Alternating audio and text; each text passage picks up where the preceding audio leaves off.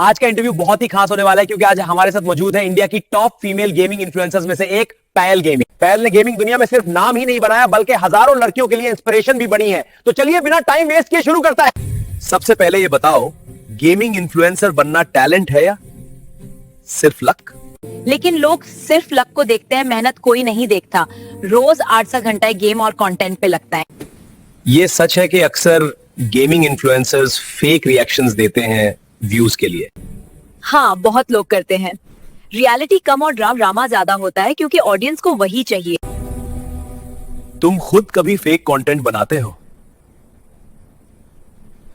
100% fake नहीं, लेकिन exaggeration होती है, वरना एल्गोरिथम उठा के बाहर फेंक देता है।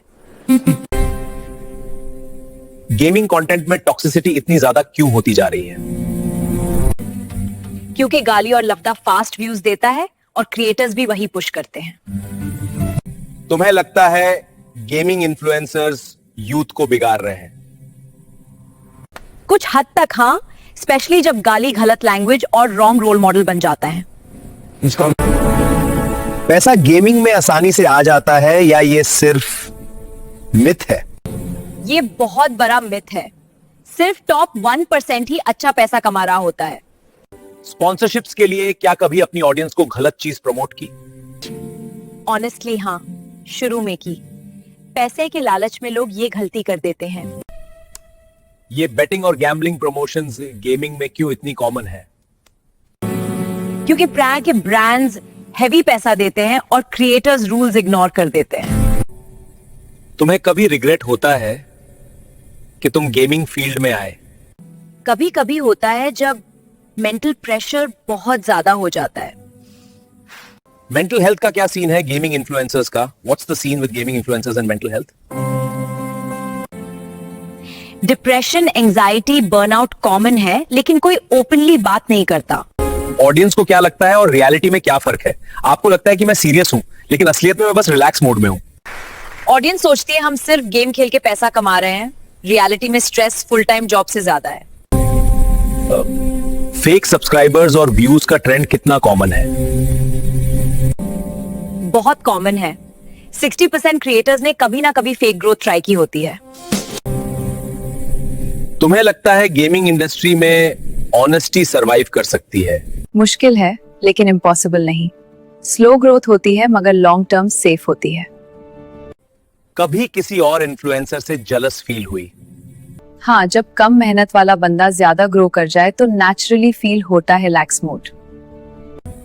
ये कंट्रोवर्सीज जानबूझ के क्रिएट की जाती है। बिल्कुल, लफ्जा, व्यूज, पैसा, ये पूरा फॉर्मूला है। तुम्हें लगता है गेमिंग इन्फ्लुएंसर्स ईगो का शिकार हो जाता है? हाँ, फेम बहुत लोगों का दिमाग खराब कर देता है। फैमिली का सपोर्ट होता है या गेमिंग को टाइम वेस्ट समझते हैं? स्टार्ट में टाइम वेस्ट ही समझते हैं। जब अर्निंग दिखती है तब रिस्पेक्ट आती है। अब करियर कितना रिस्की है? बहुत रिस्की। अगर प्लान बी नहीं है तो बहुत बुरा फंस सकते हो। न्यू गेमर्स के लिए तुम्हारा सबसे बड़ा वार्निंग क्या होगी? सिर्फ पैसे के लिए मत आना, वरना बहुत जल्दी क्विट कर दोगे। तुम्हें लगता है कि तुम यूथ को इंस्पायर कर रहे हो या मिसगाइड? दोनों। अगर बंदा लिमिट में देखे तो इंस्पायर, वरना एडिक्शन भी बन सकता है। गेमिंग एडिक्शन का जिम्मेदार कौन है, क्रिएटर या ऑडियंस? दोनों। क्रिएटर को भी लिमिट्स दिखानी चाहिए और ऑडियंस को भी कंट्रोल, रिलैक्स मोड। कभी सोचा गेमिंग छोड़ देने का? हाँ, कई बार, लेकिन फिर याद आता है यही मेरी पहचान है। गेमिंग इन्फ्लुएंसर्स रियल लाइफ में कैसे होते हैं? They're just like us, chilling, sharing their vibe and keeping it real.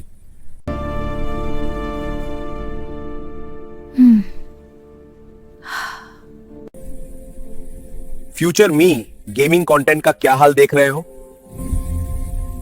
Competition बहुत हार्ड होने वाला है। सिर्फ क्वालिटी और यूनिक लोग ही सर्वाइव करेंगे।